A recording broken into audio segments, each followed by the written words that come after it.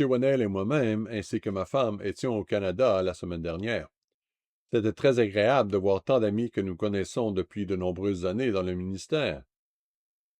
Il y avait aussi quelques-uns que nous ne connaissions pas très bien, très peu, mais c'était aussi un plaisir de les voir et d'apprendre à mieux les connaître, certains d'entre eux. Dans un cas particulier, j'avais entendu le nom, mais je ne l'avais jamais rencontré. Dans un autre cas, il s'agissait d'une personne que j'avais rencontrée, mais seulement quelques fois, très brièvement. J'étais donc très heureux que nous puissions être réunis ensemble et de pouvoir revoir tout le monde. Le Canada est un grand pays. Il couvre 5 fuseaux horaires et demi. Je dis bien la moitié, car Terre-Neuve a une demi-heure de décalage. Et nos ministres sont très dispersés. Dans l'ensemble, nos congrégations sont petites. Je pense que la plus grande se situe entre 70 et 80 personnes, selon le nombre de personnes qui se présentent un jour de sabbat donné. Parfois, les gens sont malades ou ont d'autres raisons pour ne pas venir. Ils peuvent être en voyage. Mais la plupart de nos congrégations comptent entre 20 et 30 personnes ou entre 40 et 50, mais pas beaucoup plus.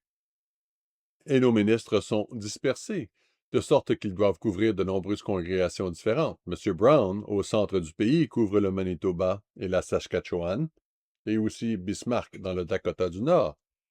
Il a donc, je ne sais pas exactement, 7 ou 8 congrégations, et cela le tient certainement occupé. En fait, dans la plupart de ces congrégations, il est impossible d'organiser un circuit. Nous essayons d'encourager nos ministres à organiser des circuits lorsqu'ils le peuvent, mais lorsque vous dépassez 2 heures et demie de voyage entre deux congrégations, il est presque impossible d'organiser un circuit tel que nous le concevons normalement. Je pense qu'environ 2 heures et 10 minutes est le temps le plus long que j'ai mis à un circuit entre deux assemblées, et cela dépend du temps qu'il nous faut pour arriver au premier. Mais nos ministres sont très fidèles là-haut. Ils font face à des défis que nous ne rencontrons pas souvent ici, comme la glace, la neige et le froid terrible. Ceux qui n'ont jamais vécu dans le nord ou dans les montagnes, où il y a de la glace, de la neige et ce genre de choses, sont confrontés à un véritable défi. Je dirais que tout le monde, qu'il s'agisse de ministres, de membres ou d'individus, rencontre à un moment donné des situations plutôt pénibles, et l'on se demande si c'était une bonne idée d'être ici. Mais quand nous sommes jeunes, nous aimons défier les éléments. Je pense que la plupart des hommes aiment sortir et se mesurer à ces éléments, mais c'est parfois dangereux quand il fait froid. Donc vos prières pour nos ministres dans ces régions sont donc très appréciées, de même que pour les ministres dans les autres régions du monde où il est très dangereux de faire le travail qu'ils font pour de nombreuses autres raisons. En fait, pour tous ceux qui sont sur la route, où que ce soit, la situation peut être préoccupante.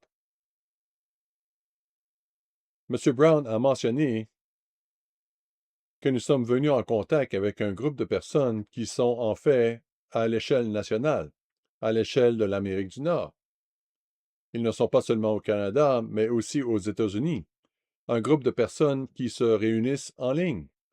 Il ne semble pas y avoir de responsables, mais ils ont quelque chose en commun. Ils observent le sabbat, les jours saints, et peut-être d'autres choses. Ils sont très méfiants à l'égard du gouvernement, de l'autorité en général, et il y a aussi un certain nombre de partisans de la théorie de la Terre plate. Ils en sont certains. M. Brown a rencontré certains d'entre eux, mais comme nous en parlions plus tard, après la fin de la conférence ou pendant la conférence, pendant les sessions proprement dites, mon expérience est la même que la sienne. Lorsque vous avez des gens qui arrivent à la vérité par eux-mêmes, pour ainsi dire, ils ne sont pas très enseignables dans la plupart des cas. Ils cherchent simplement d'autres personnes qui croient comme eux. Ils ne se rendent pas compte de la manière dont Dieu travaille à travers son Église. Nous ne nous attendons donc pas à ce qu'il en résulte grand-chose, mais c'était assez intéressant d'en apprendre plus sur eux. Pour vous donner une idée de l'importance de ces groupes dans certaines régions, il y a une ville qui compte 140 habitants et quelques 80 d'entre eux font partie de l'un de ces groupes. Il y a donc un certain nombre d'endroits de ce type. Ils ont tendance à être plutôt ruraux, mais ils ne sont pas très enseignables, c'est le moins qu'on puisse dire. Les gens sont gentils cependant, ils ont tendance à être plus jeunes, mais encore une fois, ils se méfient de toute autorité, de tout gouvernement en général, et cela peut être un problème. Pendant la conférence, nous avons passé une grande partie de notre temps à répondre aux questions qui se posent de temps en temps et à nous assurer que nous sommes tous sur la même longueur d'onde. La plupart des questions soulevées étaient de nature mineure en général. Il y a eu quelques questions importantes, par contre. Par exemple, l'assistance médicale à mourir, AMM ou MAID en anglais. L'assistance médicale à mourir. Apparemment, le Canada est devenu le leader en matière de l'AMM.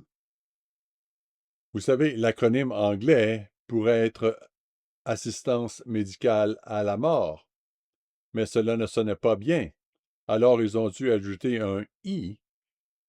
Donc, au lieu de MAD, M-A-D, qui serait mauvais, qui veut dire méchant, ce qui a fait M-A-I-D. Mais c'est une pratique qui est devenue très répandue. Si vous allez à l'hôpital et que vous avez quelque chose de grave, quelqu'un viendra vous voir pour vous demander si vous avez envisagé l'assistance médicale à mourir. Au début, c'est une petite chose, mais elle se développe toujours. Il y a actuellement des mouvements au Canada pour qu'un jeune, un adolescent qui est déprimé, puisse voir un médecin sans la permission de ses parents. Il est difficile de dire si l'on en arrivera là ou non, mais c'est la direction que prennent les choses. Ce sont donc de grandes questions auxquelles nous devons répondre. Et parfois, cela semble très simple lorsque les gens pensent, eh bien, je suis mourant, je ne vais pas vivre, je ne veux donc pas souffrir, je me retire de la vie. Mais je me souviens d'un certain nombre de personnes qui sont mortes au fil des ans et qui ont souffert. Il y a des leçons que nous pouvons tirer même dans la souffrance. Je me souviens d'une personne au Canada, alors que nous le visitions à l'hôpital, il nous disait à ma femme et à moi, je ne veux vraiment pas être guéri, j'attends avec impatience le royaume de Dieu. C'est la meilleure chose qui me soit arrivée, car cela m'a réveillé. J'ai dormi pendant 20 ans et cela m'a réveillé. Je ne cherche donc pas à être guéri, je cherche simplement le royaume de Dieu à ce stade de ma vie. Je me souviens aussi de Madame Beam. Il y a des années, je ne l'ai jamais rencontrée. Je sais que M. Millich l'a rencontrée. Il connaissait bien son cas, mais nous en avons entendu parler il y a 50 ou 60 ans. Elle était littéralement sur son lit de mort, sur le point de rendre son dernier souffle. Et elle s'est redressée et elle a dit, c'est parti. Elle avait un cancer du sein, elle souffrait terriblement et Dieu l'a guérie. Nous connaissons Howard Clark et d'autres personnes qui ont traversé des épreuves. Tout le monde connaissait Howard Clark au collège. C'est lui qui avait été guéri après avoir été tétraplégique, gravement blessé pendant la guerre de Corée, et il était au collège.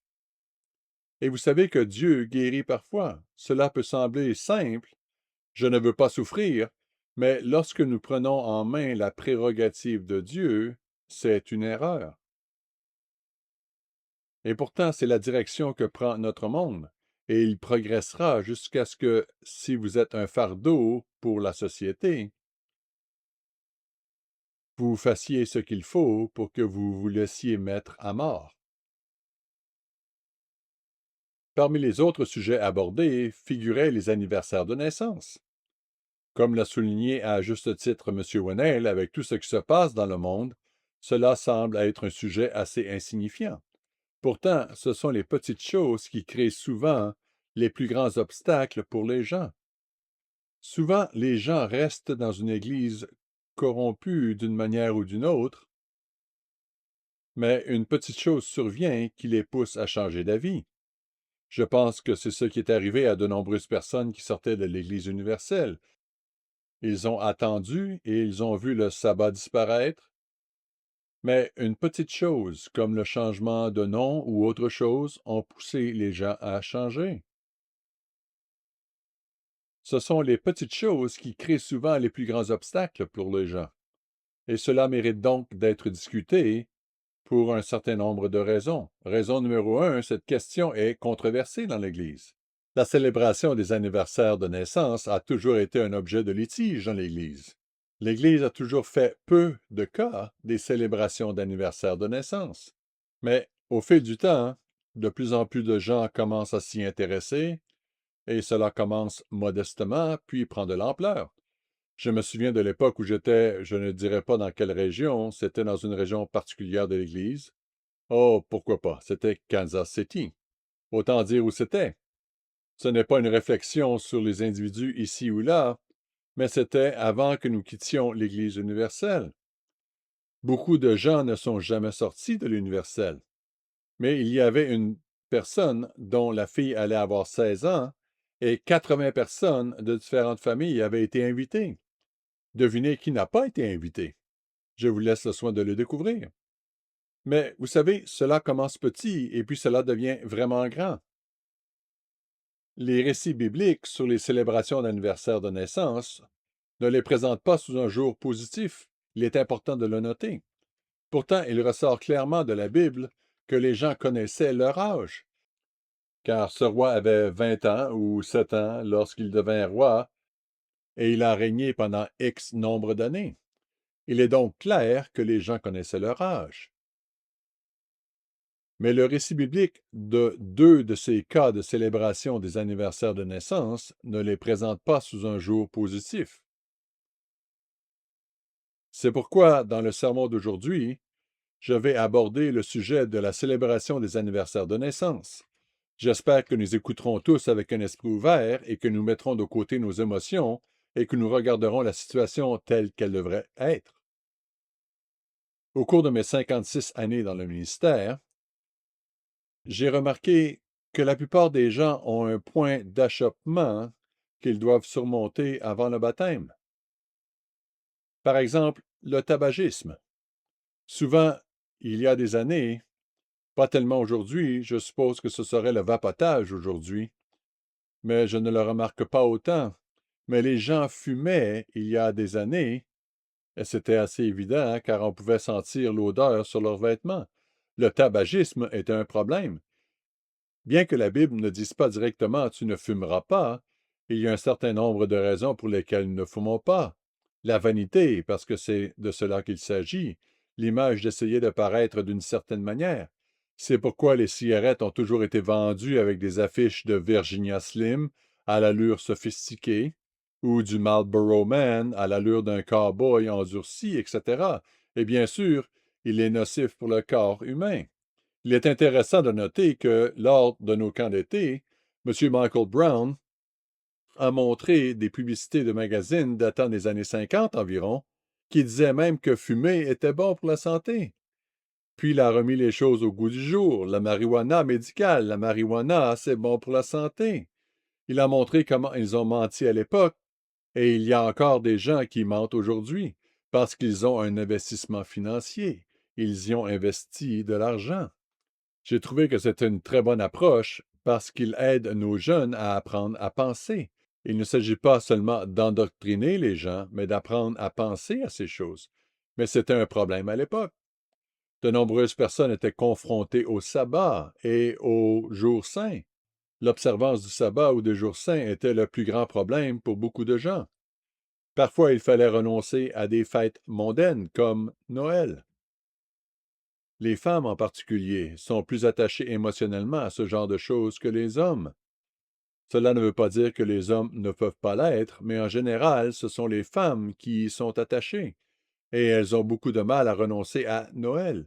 Parfois l'homme venait à l'église et la femme ne le faisait pas à cause de cela, et parfois elle finissait par entrer dans l'église plus tard.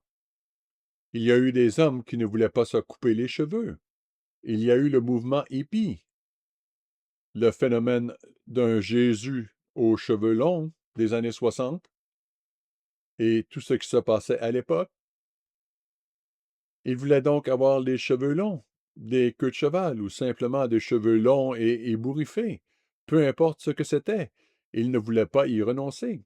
C'était quelque chose qui, pour certaines personnes, était suffisant pour refuser le baptême, parce qu'elles voulaient conserver leurs cheveux. D'autres personnes ne voulaient pas s'habiller pour les assemblées. Si je dois m'habiller, je n'irai pas. Certains se disent, je n'ai jamais porté de costume, je ne veux pas commencer à en porter. Bien sûr, la dîme était aussi un problème important pour beaucoup de gens. Il y a eu donc beaucoup de questions qui ont été soulevées. Et je suppose que nous pourrions dire que les anniversaires de naissance, dans un sens, sont dans la même catégorie, parce que pour certaines personnes, c'est une chose importante qu'ils ne voudraient pas abandonner, quoi qu'il arrive. Le fait de renoncer à quelque chose ne signifie pas nécessairement que l'on a été conquis par Dieu, car nous savons que beaucoup de ceux qui ont renoncé à divers péchés dans le passé quitteront parfois plus tard en raison de quelque chose de tout à fait différent. Prenons l'exemple d'Hébreux 12, Hébreux chapitre 12, à titre d'exemple. Il ne s'agissait pas nécessairement de quelqu'un qui quitta, mais il y a une leçon à tirer d'un choix qui a été fait. Hébreux 12, et je commencerai au verset 14. Hébreux 12 et le verset 14.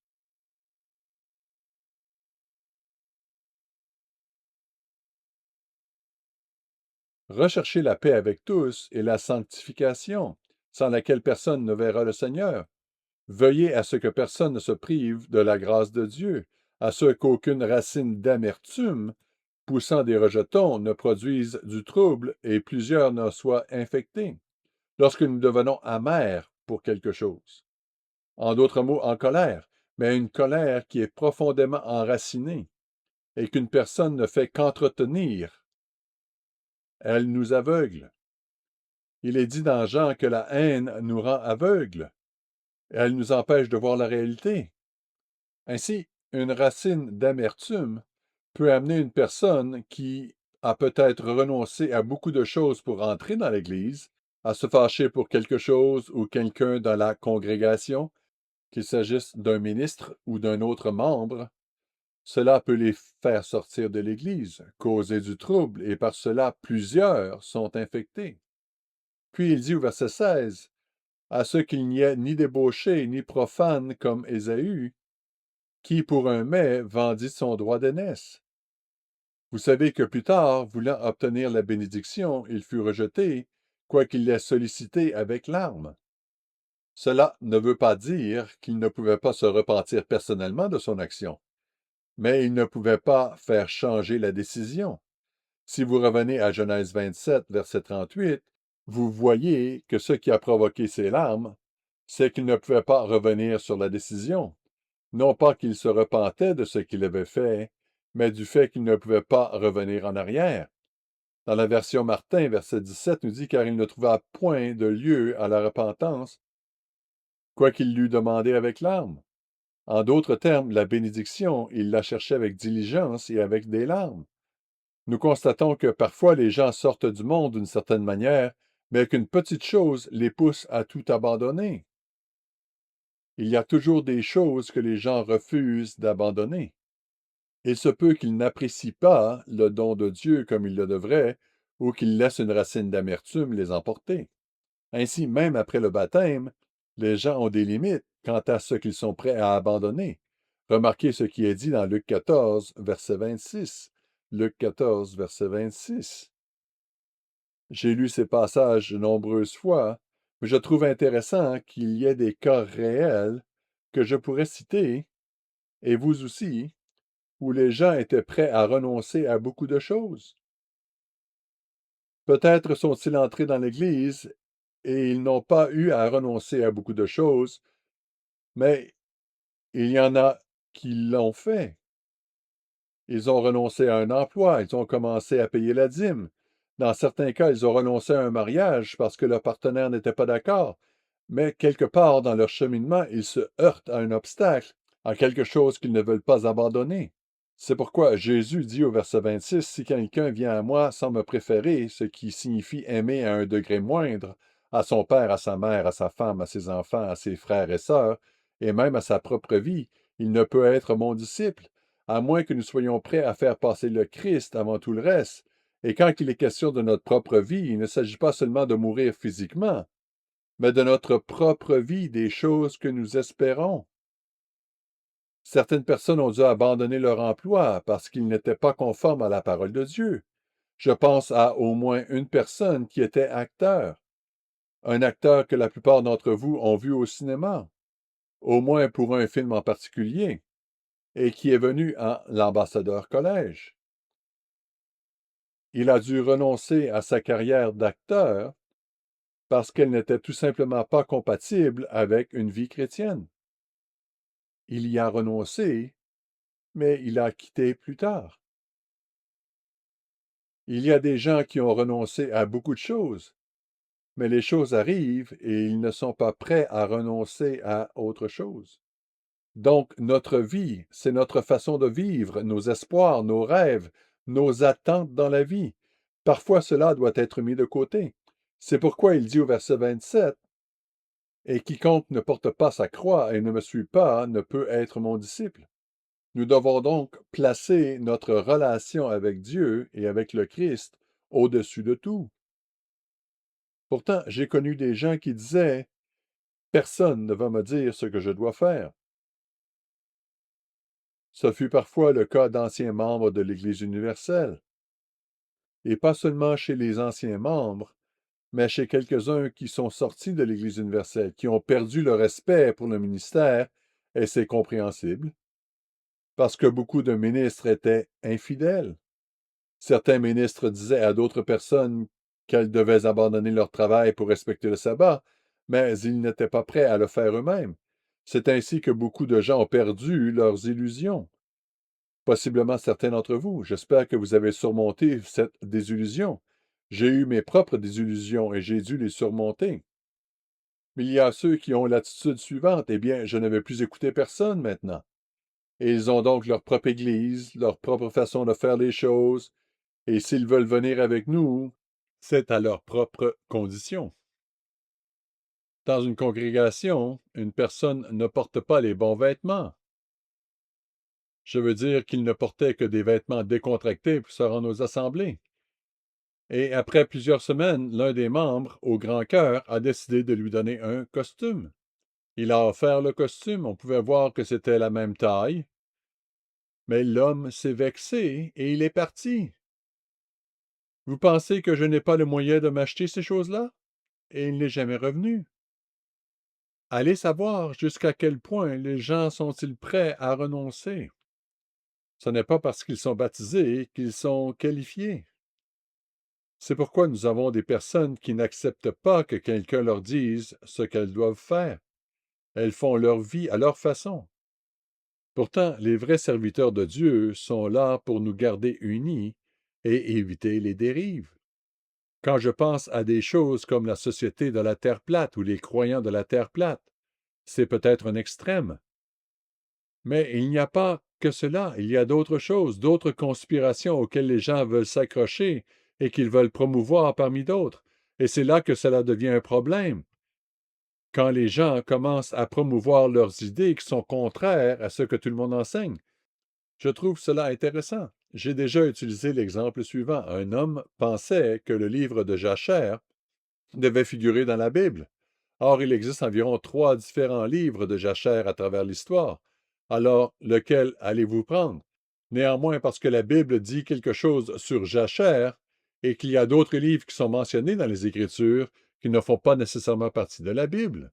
En fait, nous devons revenir au cours de Bible, où M. O'Gwyn a expliqué comment la Bible fut assemblée et pourquoi nous savons que nous avons la Bible complète, si quelqu'un a des doutes à ce sujet.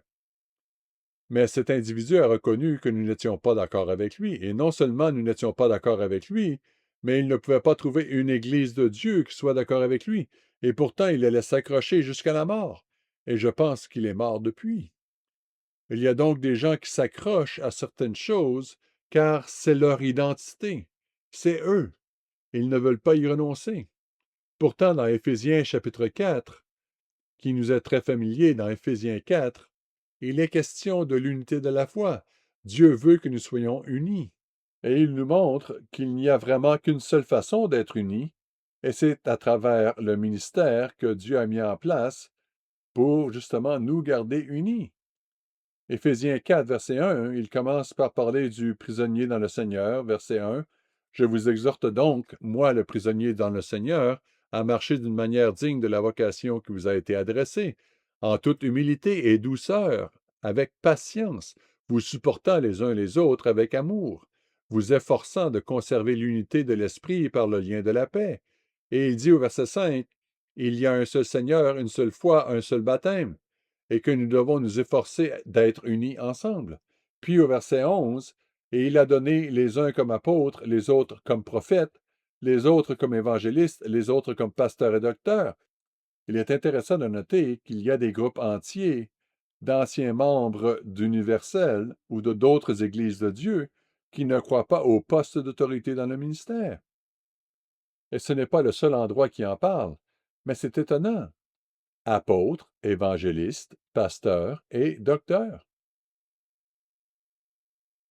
Pourquoi a-t-il placé ces postes de direction dans l'Église? Il dit au verset 12, pour le perfectionnement des saints en vue de l'œuvre du ministère et de l'édification, c'est-à-dire la construction du corps de Christ, jusqu'à ce que nous soyons tous parvenus à l'unité de la foi et de la connaissance du Fils de Dieu, à l'état d'homme fait, à la mesure de la stature parfaite de Christ.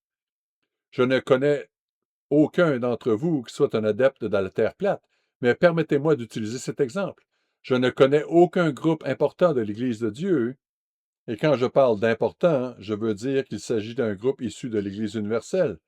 Je ne les nommerai pas tous, mais il y en a un certain nombre ici, certains que l'on pourrait qualifier de légitimes, d'autres qui ne le sont pas autant. Je ne connais aucun ministre de premier plan dans les églises de Dieu qui croit à la terre plate, et certainement pas dans l'Église du Dieu vivant. On pourrait donc se dire, si je suis tellement en décalage avec toutes les personnes que Dieu utilise pour maintenir l'unité de l'Église, est-il possible que je sois séduit?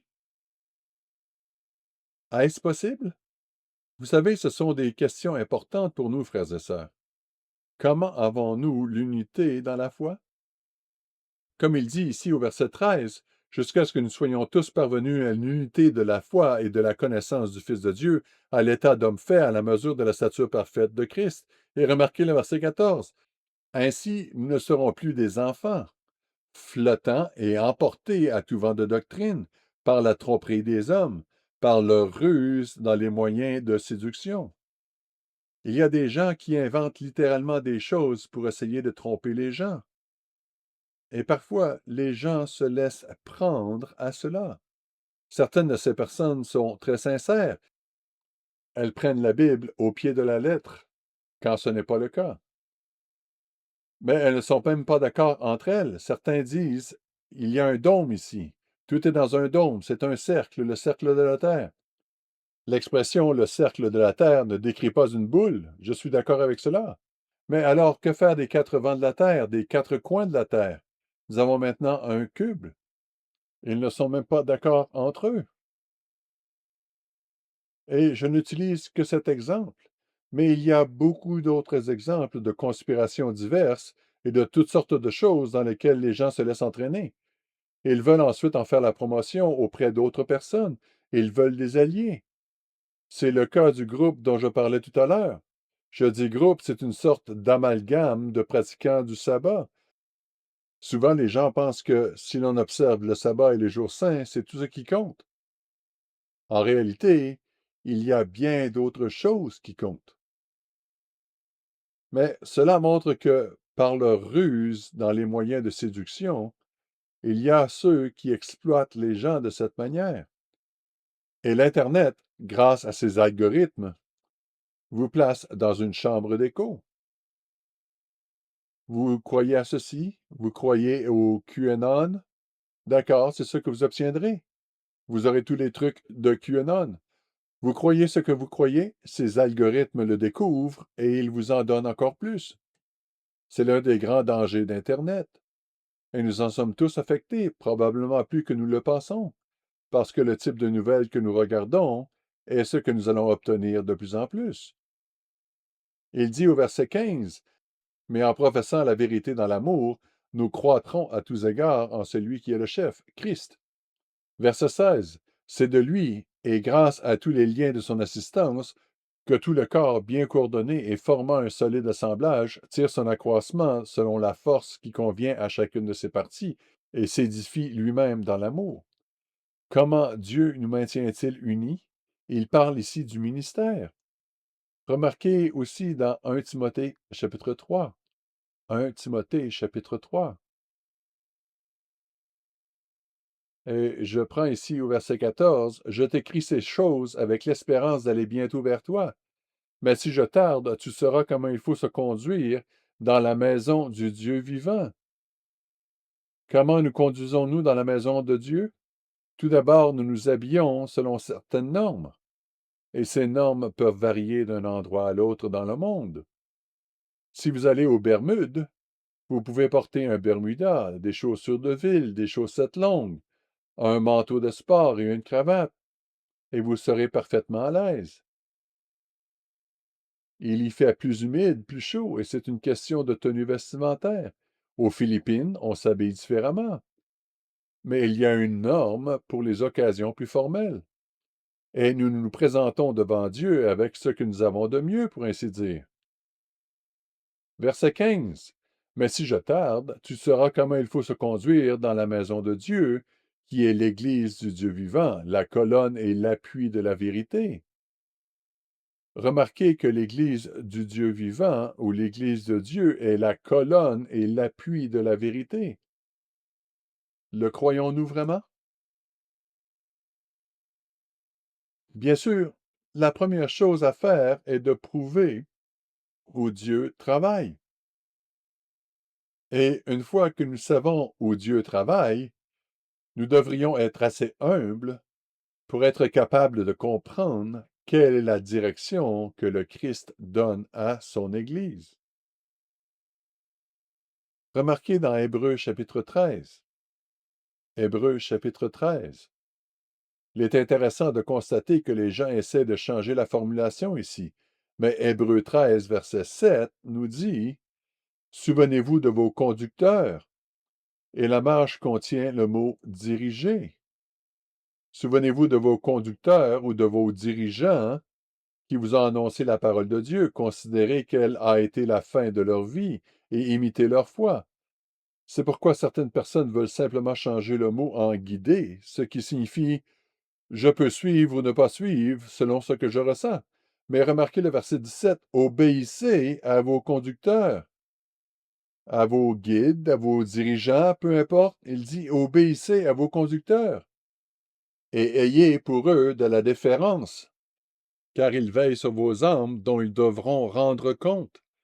Qu'il en soit ainsi, afin qu'ils le fassent avec joie et non en gémissant, ce qui ne vous serait d'aucun avantage. Dieu agit par l'intermédiaire du gouvernement. Et je serai le premier à vous dire que nous n'avons pas un gouvernement parfait parce que nous sommes des êtres humains et que nous ne sommes pas parfaits. Mais il y a des choses pour lesquelles Dieu utilise son Église pour essayer de nous maintenir dans une certaine harmonie et unité, et non pas pour que chacun fasse ses propres affaires, parce que ce n'est pas bon pour vous, ce n'est pas bon pour l'Église, cela cause des problèmes.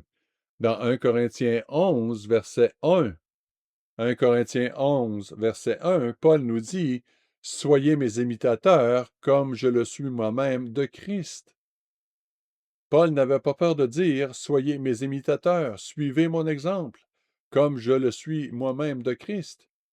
Bien sûr, c'est là que le bas blesse, parce que les gens disent alors, eh bien, ce n'est pas suivre le Christ, parce que ce n'est pas comme ça que je vois les choses. C'est un problème. Monsieur Meredith avait l'habitude de nous dire, on peut juger du niveau de conversion d'un homme à la façon dont il réagit à la correction. Et c'est tellement vrai. Il m'est arrivé de considérer des personnes comme très converties, certainement des responsables d'une congrégation, des responsables dans l'Église, et de leur donner une correction très légère, ce que je voyais comme une correction mineure, et ils n'agissent pas du tout comme vous l'attendiez. Je me souviens d'un cas où j'ai parlé à un homme qui avait prononcé un sermon dans l'une des régions où j'exerçais mon ministère à l'époque. Je pense qu'il a dépassé le temps imparti, je ne me souviens pas exactement quel était le problème, mais je lui ai dit par la suite très gentiment que c'était quelque chose qui devait changer. Mais très gentiment, extrêmement gentiment. Et je suppose qu'il était d'accord sur le moment, Mais j'ai reçu une lettre cinglante de sa femme plus tard dans la semaine. Elle était furieuse que j'ose corriger son mari. Eh bien, il est mort quelques années plus tard, et elle n'a pas tardé à quitter parce qu'elle fut offensée par un autre ministre à propos de quelque chose d'autre. Qu'il s'agisse d'un homme ou d'une femme, on peut savoir comment les gens prennent la correction.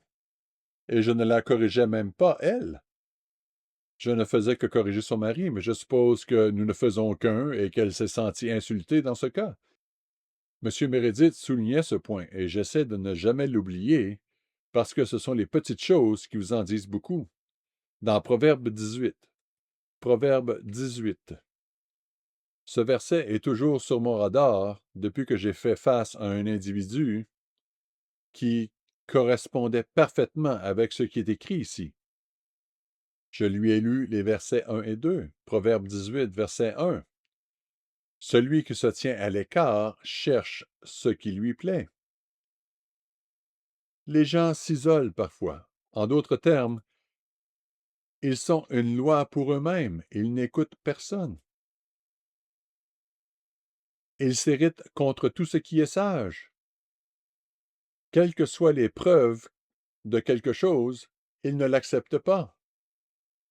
On peut toujours trouver des opinions différentes sur n'importe quel sujet, mais parfois les gens choisissent qui ils vont croire en fonction de ce qu'ils veulent croire.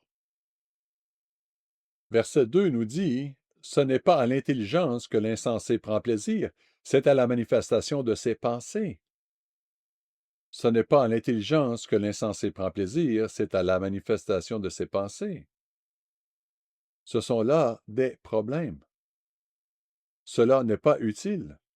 M. Armstrong disait que certaines personnes sont converties, mais pas conquises par Dieu. Il a parlé de son propre fils de cette manière.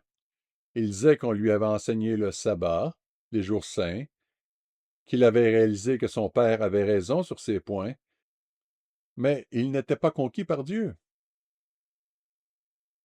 Ils sont convaincus ou convertis à la vérité, mais ils ne sont pas entièrement conquis par Dieu. Ils ne sont pas prêts à dire « Dieu, tout ce que tu veux, c'est ce que je veux faire ».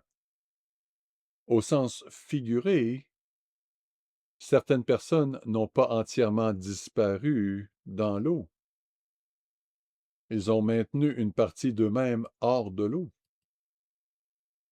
Pourtant, nous devons faire mourir le vieil homme. Dans Romains 6, nous lisons concernant le baptême. Et nous y voyons que le baptême n'est pas seulement une initiation à un club, mais qu'il symbolise la mort du Christ en notre nom, et que nous entrons dans une tombe liquide pour mettre à mort l'homme pour lequel le Christ est mort, le vieil homme. Romains 6, verset 1. Que dirons-nous donc? Demeurerions-nous dans le péché afin que la grâce abonde? Verset 2. Loin de là. Nous qui sommes morts au péché, comment vivrions-nous encore dans le péché? Ignorez-vous que nous tous qui avons été baptisés en Jésus-Christ, c'est en sa mort que nous avons été baptisés? Nous avons donc été ensevelis avec lui par le baptême en sa mort, afin que, comme Christ est ressuscité des morts par la gloire du Père, de même nous aussi nous marchions en nouveauté de vie. Nous devons adopter un nouveau mode de vie, et lorsque nous sortons de cette tombe liquide, nous ne devenons pas soudainement instantanément parfaits. Il s'agit d'un changement à longue haleine, ou d'une approche de la vie qui dure toute la vie. Dieu, montre-moi ce que je dois savoir. Aide-moi à comprendre ce que je dois changer. Qu'est-ce qui ne va pas chez moi? Et comme on nous l'a enseigné, c'était certainement le cas avant mon baptême, nous ne nous repentons pas seulement des péchés que nous avons commis, nous nous repentons de ce que nous sommes, de notre nature même. Et c'est ce qui doit changer. Verset 4. Nous avons donc été ensevelis avec lui par le baptême en sa mort, afin que, comme Christ est ressuscité des morts par la gloire du Père, de même nous aussi, nous marchions en nouveauté de vie. Nous devons nous élever et changer notre mode de vie, et non pas nous accrocher au passé. Verset 5. En effet, si nous sommes devenus une même plante avec lui par la conformité à sa mort, nous le serons aussi par la conformité à sa résurrection. Verset 6. Sachant que notre vieil homme a été crucifié avec lui, afin que le corps du péché soit réduit à l'impuissance, pour que nous ne soyons plus esclaves du péché. Il ne s'agit pas seulement des péchés physiques que nous avons pu commettre.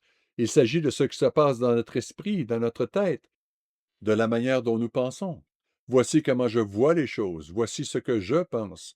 Voici ce que je n'abandonnerai pas. Verset 7. Car celui qui est mort est libre du péché. Non pas libre de péché, mais libéré du péché. Romains 8, verset 13 nous dit, si vous vivez selon la chair, vous mourrez. Mais si par l'esprit vous faites mourir les actions du corps, vous vivrez. C'est donc par la puissance de l'Esprit de Dieu que nous faisons mourir les actions du corps. Et cela inclut les actes de l'Esprit. Ce n'est pas seulement du corps physique. Verset 14. Car tous ceux qui sont conduits par l'Esprit de Dieu sont fils de Dieu. Nous devons être conduits par l'Esprit de Dieu. Et c'est un processus continu tout au long de notre vie. Il ne s'agit pas d'une chose à laquelle nous accédons et boum, tout est réglé. C'est un processus qui se déroule tout au long de notre vie. Colossiens 3, verset 5 nous dit, Colossiens 3, verset 5, faites donc mourir ce qui, dans vos membres, est terrestre. La débauche, l'impureté, les passions, les mauvais désirs et la cupidité, qui est une idolâtrie. Il ne s'agit donc pas seulement des choses physiques que nous faisons, mais aussi des mauvais désirs et de la convoitise, qui est une idolâtrie. Maintenant, avec ce contexte à l'esprit, regardons ce que la Bible nous dit à propos des anniversaires de naissance. La première chose que nous remarquons, c'est que les anniversaires sont mentionnés dans la Bible. Pas très souvent, seulement à 3 endroits, peut-être 4. Mais il n'y a pas de commandement spécifique à leur sujet d'une manière ou d'une autre. Nous devons comprendre que la Bible, ce livre, est la parole de Dieu. Elle est l'expression de Dieu. Certaines choses sont clairement énoncées et d'autres sont discernables à partir de la manière dont Dieu présente certaines choses. Encore une fois, rien ne dit tu ne fumeras pas, tu ne vapoteras pas ou tu ne consommeras pas de marijuana. Mais nous pouvons discerner dans la Bible que certaines choses ne doivent pas être faites. Comme je l'ai dit, il n'y a que 3, voire 4 endroits où les anniversaires de naissance sont mentionnés dans les Écritures. Remarquons le premier dans Genèse 40. Genèse 40. Je sais que pour certains d'entre nous, anciens, c'est du réchauffé. Vous êtes au courant de tout cela, il n'y a rien de nouveau de ce que je vous dis ici. Mais Genèse 40, verset 20, c'est là que Joseph est en prison et qu'il interprète le rêve pour les chansons et le panetier. Genèse 40, verset 20. Le troisième jour, jour de la naissance de Pharaon, Pharaon n'est nullement un serviteur de Dieu, sauf que Dieu l'utilisa. Et ce n'est pas le Pharaon qui vint plus tard. Il fit un festin à tous ses serviteurs, et il éleva la tête du chef des échansons et la tête du chef des panetiers, au milieu de ses serviteurs. Il rétablit le chef des échansons dans sa charge d'échansons pour qu'il mît la coupe dans la main de Pharaon, mais il fit pendre le chef des panetiers selon l'explication que Joseph leur avait donnée. Il s'agit donc de la première mention d'un anniversaire de naissance dans les Écritures, et nous constatons qu'il s'agit d'un roi païen. Et quelque chose d'assez désastreux se produit à cet endroit. Non sans la volonté de Dieu, Dieu agissant par l'intermédiaire de Joseph, a donné un sens au rêve de ses 2 serviteurs, mais c'est ce qui est arrivé.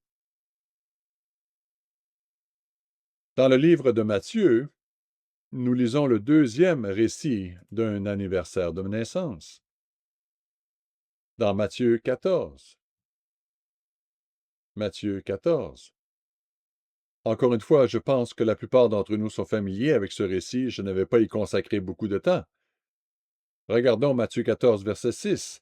Or, lorsqu'on célébra l'anniversaire de la naissance d'Hérode, la fille d'Hérodias dansa au milieu des convives, et plut à Hérode, de sorte qu'il promit avec serment de lui donner ce qu'elle demanderait.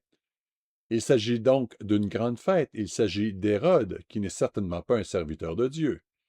Verset 8, à l'instigation de sa mère, elle dit, donne-moi ici, sur un plat, la tête de Jean-Baptiste. Le roi fut attristé, mais à cause de ses serments et des convives, il commanda qu'on la lui donne, et il envoya décapiter Jean dans la prison. Verset 11, sa tête fut apportée sur un plat et donnée à la jeune fille qui l'apporta à sa mère. C'est une scène atroce, mais c'est ce qui s'est passé le jour de l'anniversaire d'Hérode. Ce récit est repris dans Marc 6. Nous ne le lirons pas, mais Marc 6, versets 21 à 28, donne le même récit. En réalité, nous n'avons que 2 anniversaires de naissance, mais ils sont mentionnés à 3 endroits différents. L'un était l'anniversaire de Pharaon, l'autre l'anniversaire d'Hérode. La première chose que l'on peut remarquer, c'est qu'il s'agit d'une grande fête. Deuxièmement, il ne s'agit en aucun cas de serviteurs de Dieu. Il y a un troisième exemple possible, et c'est celui du livre de Job. Je dis possible parce que nous ne le savons pas, mais c'est un peu suspect. Dans Job chapitre 1 au verset 4, Job 1 verset 4, il est dit dans la version d'Arby, et ses fils allaient et faisaient un festin. Il y avait donc une fête, une célébration, chacun dans sa maison à son jour. Il y a donc une sorte de festin qui se déroule, chacun à son jour. Nous voyons qu'il est dit qu'ils festoyaient dans leur maison, chacun à son jour. La question est maintenant de savoir ce que veut dire son jour. Si nous devions regarder cela dans le contexte moderne d'aujourd'hui, aurions-nous une idée de ce que cela pourrait être? Quel est votre jour? Inscrivez-y votre nom, c'est mon jour. Quel que soit votre âge, quel est votre jour? Nous ne savons pas s'il s'agit d'un anniversaire de naissance ici, mais c'est très suspect. Job 1, verset 4. Ils envoyaient appeler leurs 3 sœurs pour manger et pour boire avec eux. Apparemment, Job n'était pas invité. Et il arrivait que quand les jours de festin étaient terminés, quand les fils et leurs sœurs avaient achevé leur célébration, Job envoya vers eux et les sanctifiait. Il se levait de bonne heure le matin et offrait des holocaustes selon le nombre à tous, car Job disait peut-être que mes fils ont-ils péché ou ont-ils maudit Dieu dans leur cœur. Job faisait toujours ainsi. Il y a donc beaucoup de choses à dire. Il dit qu'ils ont peut-être péché, qu'ils ont peut-être maudit Dieu d'une manière ou d'une autre dans leur cœur. Il y a probablement eu beaucoup de nourriture et de boissons. Apparemment, il y avait une grande célébration à ces occasions. Nous ne savons donc pas s'il s'agit d'anniversaire de naissance, mais certains ont suggéré que c'était le cas. Et si ce n'est pas le cas, il est difficile d'imaginer ce que cela pourrait être. Cela pourrait être autre chose, nous n'en savons rien. Reportons-nous à Ecclésiaste 7.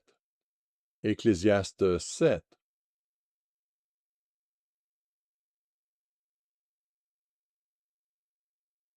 Je ne sais pas si c'est un point fort dans un sens ou dans l'autre, mais c'est un point intéressant. Ecclésiaste 7, verset 1 dit « Une bonne réputation vaut mieux que le bon parfum, et le jour de la mort que le jour de la naissance. » Ainsi, le jour de la mort, dit Salomon, vaut mieux que le jour de la naissance. Le commentaire de Sonsino, c'est un commentaire juif, et Sonsino n'est pas nécessairement le meilleur dans tous les cas. Il donne une perspective juive. Et parfois c'est bien, parfois c'est moins bien. C'est intéressant à lire, mais je vérifierai certainement avec d'autres commentaires. Mais l'idée est qu'il vaut mieux bien finir sa vie que la commencer. Il donne l'exemple d'un rabbin qui a dit que 2 bateaux sont dans le port. L'un d'eux arrive et vient de terminer son voyage et l'autre s'en va. N'est-il pas intéressant de constater que lorsqu'un navire part, et je me souviens de ce départ de New York en 1957 à bord d'un navire, et on voit cela dans les vieux films. Il y a des cordes de confettis et tout le reste, et tout le monde est heureux, et il crie bon voyage, et tout le monde célèbre le départ du navire.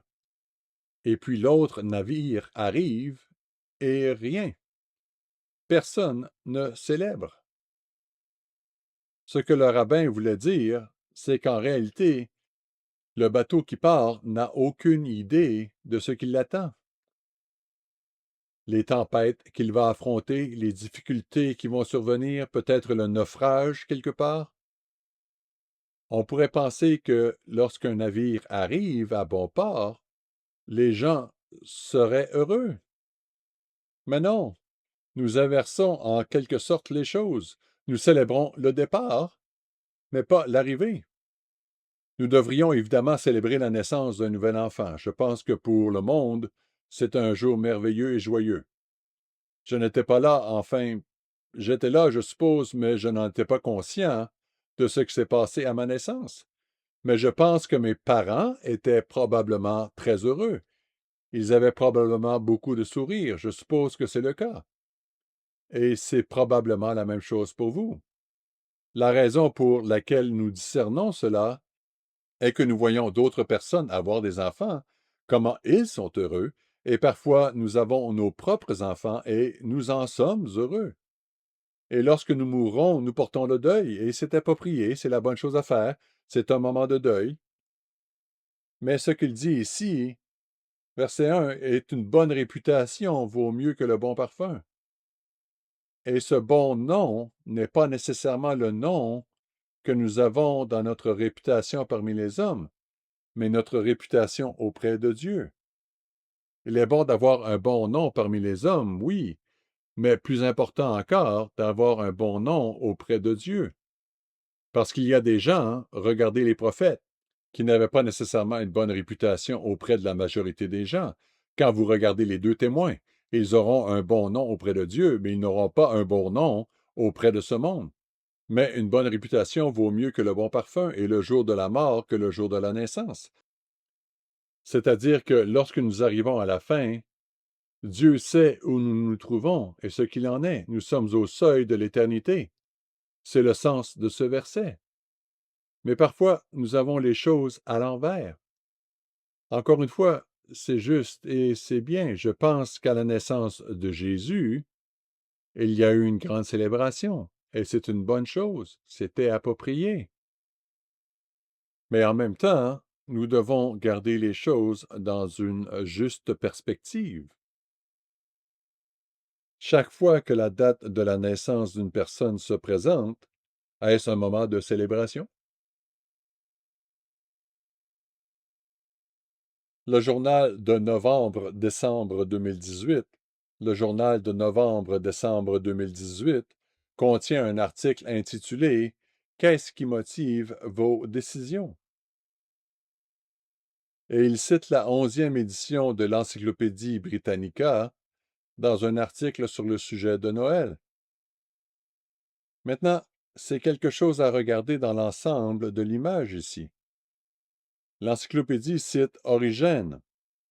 L'encyclopédie dit aussi tard que 245 après Jésus-Christ, c'est-à-dire plus de 200 ans après la mort du Christ et de sa résurrection, Origène n'était pas un serviteur de Dieu.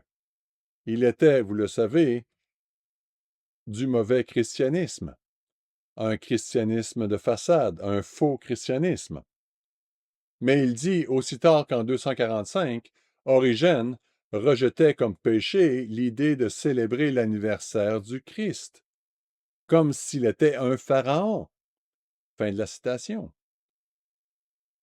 Ainsi, dans cet article, l'auteur dit Origène n'était pas un vrai chrétien, mais son commentaire révèle la position de l'Église primitive à l'égard de la célébration de l'anniversaire de naissance du Christ, et cela nous donne un indice sur la position adoptée par le christianisme originel par rapport aux anniversaires en général.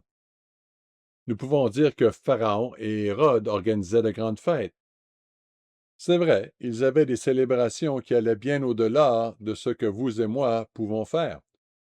Mais c'est une question de voir l'intention quand on y regarde de plus près. Il s'agit de célébrer le fait que, d'une certaine manière, c'est mon jour. C'est un jour où tout le monde devrait se tourner vers moi et me faire des cadeaux, etc.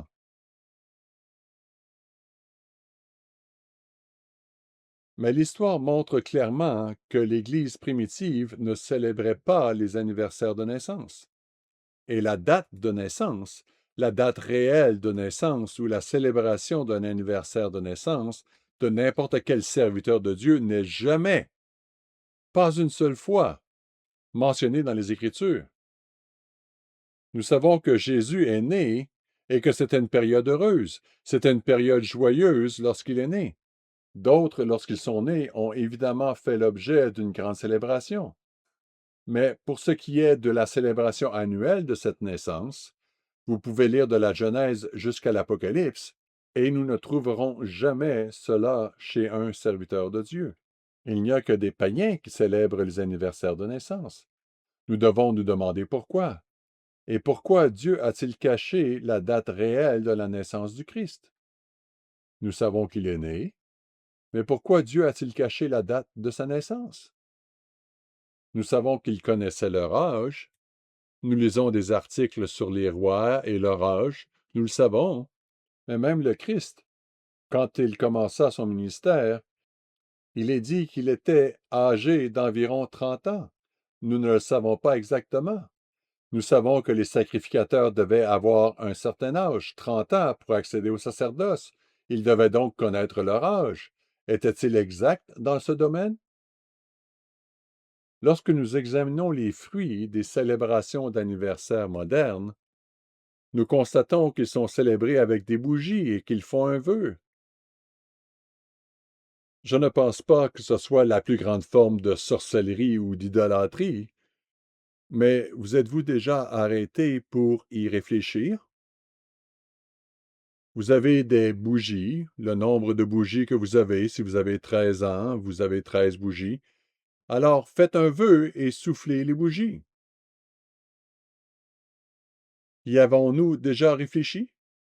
Souhaitons-nous quelque chose à Dieu? Est-ce qu'on fait un vœu quel qu'il soit?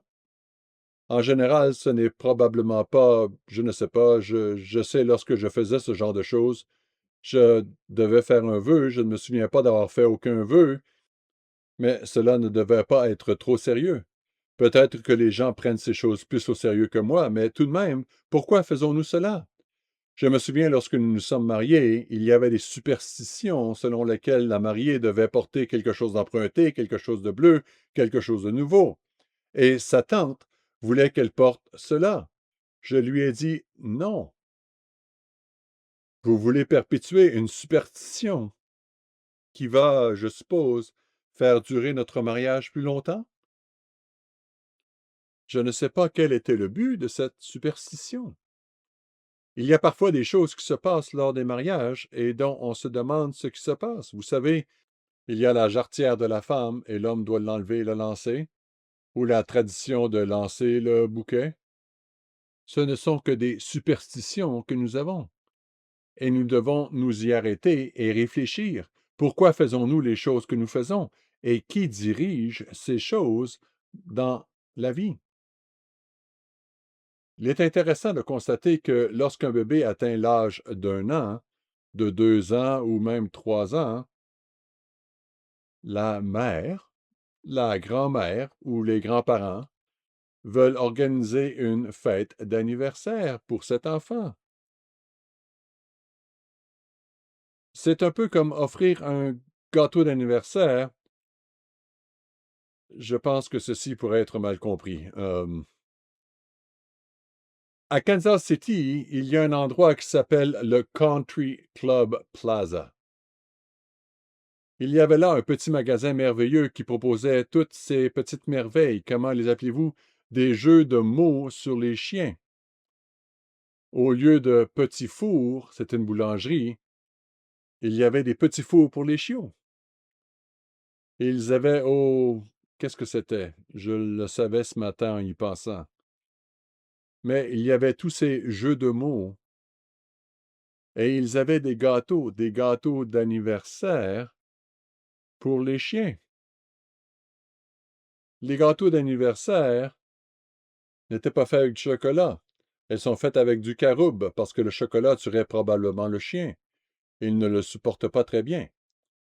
Et j'ai vu une dame demander ou parler, comment appelle-t-on ça, une truffe. Elles appelaient ça des volants au lieu d'une truffe. Vous savez, une petite boule ronde de caroube, peu importe de ce que c'était, et elle l'a donné à son chien. Et le chien l'a englouti si rapidement que je ne pense pas qu'il ait eu la moindre idée de ce qu'il mangeait.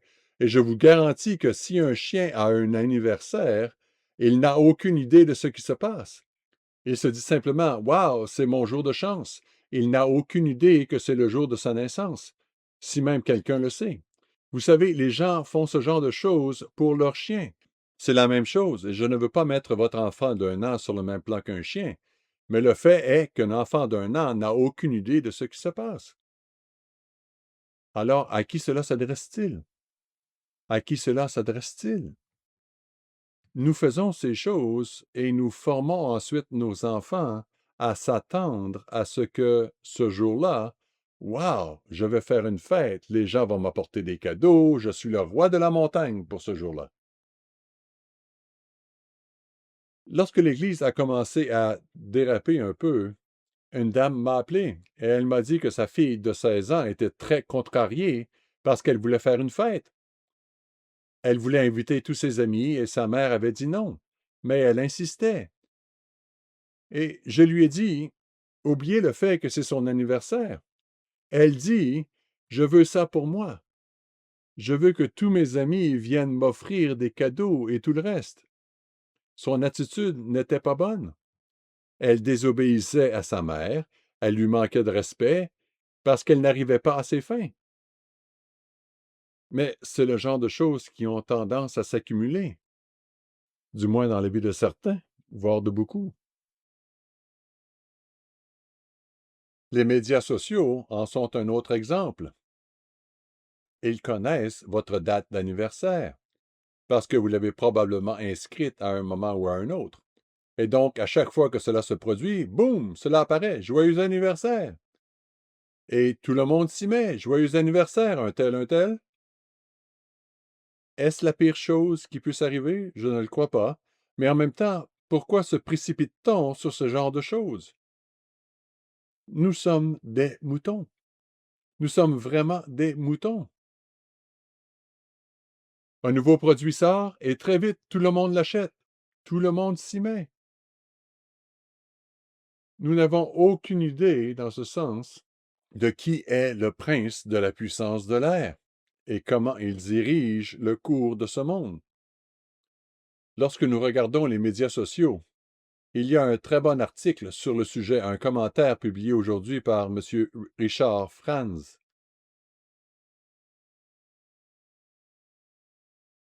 Je l'ai vu ce matin. L'IA, votre nouvel ami. Et ce que nous découvrons, et cela a été mentionné à plusieurs reprises, c'est que vous pouvez vous créer votre propre ami sur l'IA qui vous parlera, qui vous conseillera, qui sera votre psychologue et qui sera votre ami. Et vous savez, les faux amis peuvent être problématiques, surtout lorsqu'il ne s'agit pas d'une vraie personne. Des autorités ont déclaré: cela n'est pas sain. Cela ne résout pas vraiment les problèmes qui existent, mais les gens sautent dans le train parce que tout le monde le fait. Et ces choses ne vont pas nécessairement dans le bon sens. Lorsque nous regardons les anniversaires de naissance dans la Bible, le fait qu'ils soient absents, le fait que le calendrier biblique ou le calendrier hébreu, comme nous l'appelons parfois, ne se prête pas à la célébration des anniversaires de naissance, parce qu'environ 8 années sur 19, nous avons un 13e mois. Il y a donc un mois supplémentaire. Ils ont parfois un jour de plus, selon la façon dont ils ont établi le calendrier. Il y a donc des problèmes de ce côté-là. Si vous êtes né le 13e mois, vous êtes un peu exclu, non? Je suppose que vous pourriez célébrer votre naissance le dernier jour du mois précédent, le 12e mois, mais cela ne s'y prête pas. Je pense donc qu'il faut dire qu'en général, la célébration des anniversaires de naissance semble être une pratique plus proche des païens que des Israélites. Alors, quelle est la conclusion de cette affaire? Eh bien, Dieu nous donne des exemples clairs de célébration de jours spéciaux, et il nous donne les jours saints. Cela signifie-t-il que d'autres jours ne peuvent pas être célébrés? Non, car nous avons des exemples très clairs. Pourim n'est pas un jour saint en tant que tel, mais c'est la célébration d'une grande victoire dans le livre d'Esther. D'autres jours sont célébrés. Nous avons ici dans ce pays le 4 de juillet. Nous avons aussi Thanksgiving ou l'Action de grâce. Il y a la fête du Canada au Canada. Il y a d'autres jours dans le monde. Mais il y a quelque chose dans les célébrations d'anniversaire que la Bible mentionne,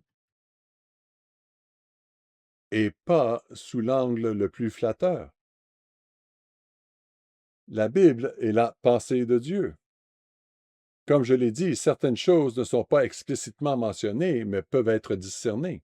Maintenant, considérez les merveilleuses bénédictions auxquelles Dieu nous appelle. Parfois, nous regardons ce que nous n'avons pas ou ce que nous ne pouvons pas faire, mais pensez aux choses que Dieu nous donne. Il nous donne les jours de fête qui ont une véritable signification. Nous avons par exemple la fête des tabernacles, que nous commençons tous à attendre avec impatience et à nous préparer. Je me souviens d'une jeune femme de Caroline du Nord. En fait, c'était la tante, pas la mère, qui nous parlait de venir à l'église. Je ne pense pas qu'elle l'ait jamais fait, si je me souviens bien, c'était juste avant notre départ. Mais sa nièce était là. Sa nièce avait 12 ou 13 ans, et cette femme parlait de Noël. Elle ne savait pas comment elle pourrait renoncer à Noël pour les enfants. Et à un moment donné dans la conversation, nous avons réalisé que la nièce était allée avec sa mère à la fête des tabernacles. Je ne me souviens pas de toutes les circonstances, mais elle était déjà allée à la fête des tabernacles. Et bien sûr, elle a grandi avec Noël. Je l'ai donc regardée et je lui ai dit, si tu avais le choix, est-ce que tu garderais Noël ou la fête des tabernacles? Et elle m'a répondu, oh, je garderais la fête des tabernacles. C'est 8 jours, vous savez, pas un. Cet enfant avait le choix. Elle avait fait les deux, et elle choisissait la fête des tabernacles. Lorsque nous regardons ce que Dieu nous donne, nous avons la possibilité d'éviter les fêtes mondaines et toute leur folie, Noël, Halloween, les Pâques, etc. Nous avons la possibilité de connaître le but de la vie. Pensez à tout ce que Dieu nous a donné. Que donneriez-vous en échange de savoir pourquoi vous êtes ici? Dieu nous donne tant. Et si souvent nous regardons ce que nous n'avons pas au lieu de regarder ce que nous avons. Dans le psaume 119, verset 97, remarquez qu'il s'agit de certains des avantages que Dieu nous donne, qu'il donne à nos enfants, ainsi qu'à ceux d'entre nous qui sont adultes. Il nous dit au verset 97 combien j'aime ta loi, elle est tout le jour l'objet de ma méditation. Verset 98, psaume 119, verset 98, tes commandements me rendent plus sage que mes ennemis, car je les ai toujours avec moi. Ils sont toujours là. Tu me rends plus sage que mes ennemis. Verset 99. Je suis plus instruit que tous mes maîtres, car tes préceptes sont l'objet de ma méditation. J'ai plus d'intelligence que les vieillards, plus que les personnes plus âgées que moi. Peut-être votre grand-père ou votre grand-mère. Cela ne veut pas dire que vous en savez plus sur tout, mais vous en savez plus sur les choses importantes de la vie. Vous savez quand est le sabbat. Vous savez quel est le but de la vie. Et si vous lisez les Proverbes, vous y trouverez une grande sagesse qui dépasse votre âge. Verset 100. J'ai plus d'intelligence que le vieillard, car j'observe tes ordonnances. Verset 104. Par tes ordonnances, je deviens intelligent. Aussi, je hais toute voix de mensonge. Vous pourriez lire plus loin dans le premier psaume. le contraste entre la voie de l'homme et suivre la voie de Dieu, qui est bien mieux, bien sûr. Quand on pense à tous les avantages que nous avons une meilleure vue d'ensemble du monde et vers quoi il se dirige. Je n'ai jamais aimé l'histoire jusqu'à ce que j'entre dans l'Église. C'est alors que j'ai commencé à comprendre les 4 grands empires et comment le quatrième allait connaître tant de restauration. Et tout à coup, j'ai eu un tableau dans lequel j'ai pu placer certains événements. Auparavant, je n'avais que tous ces événements sans contexte. Maintenant, j'avais un contexte. Nous avons part à une excellente éducation qui nous permet de comprendre la vision globale de l'histoire. Nous avons pour nos jeunes les camps d'été dont l'objectif ne se limite pas à s'amuser. Nous voulons qu'ils s'amusent, oui, mais il y a un but derrière. Nous essayons de leur enseigner un mode de vie. Et quand je regarde nos jeunes, comment ils s'habillent, comment un garçon s'habille pour pouvoir accompagner une jeune fille à une danse ou à une activité, et qu'ensuite je regarde dans le monde et que je vois que ces femmes sont habillées à la perfection dans un bon restaurant, et que le garçon porte un short et une casquette de baseball. Et je me dis, oh là là, comme il vaudrait mieux que nos garçons respectent suffisamment les filles pour s'habiller correctement. Et nous respectons Dieu quand nous allons à l'assemblée. Et ce n'est pas le cas dans plusieurs églises aujourd'hui où les membres préfèrent de ne pas s'habiller convenablement pour ne pas se compliquer la vie. Ce qui compte, c'est ce que je ressens plutôt que le respect de Dieu. Vous savez, nous avons besoin d'un changement d'attitude à certains égards. Certains parents le font. Je ne parle pas de tout le monde, mais nous disons souvent l'Église ne nous permet pas de faire cela, ou l'Église ne fait pas cela.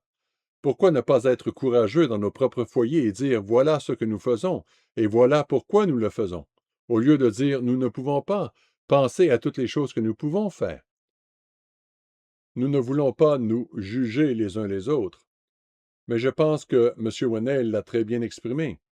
Et je suppose que cela dépend de la définition que vous donnez à ces termes, mais au moins chez lui, on reconnaissait que quelqu'un avait un an de plus. Il faisait un repas familial privé et il faisait savoir aux jeunes qu'ils étaient heureux qu'il soit leur enfant. Mais il y a une différence entre une reconnaissance parent-enfant et une célébration, où nous invitons tout le monde, offrons des cadeaux à cette personne et donnons-lui l'impression qu'elle est quelque chose de spécial. En grandissant, les enfants commencent à s'attendre à ce genre de choses, comme si on leur devait quelque chose. Je pense donc que la façon dont nous avons présenté les choses est la suivante. Il n'y a rien de mal à reconnaître ceci au sein de la famille. Cette approche semble cohérente avec la manière dont l'Église a compris l'approche biblique du sujet dans le passé et même aujourd'hui.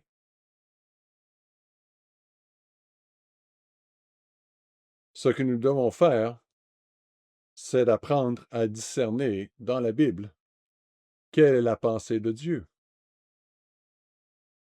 Pourquoi ne lit-on jamais qu'un serviteur de Dieu célèbre son anniversaire de naissance?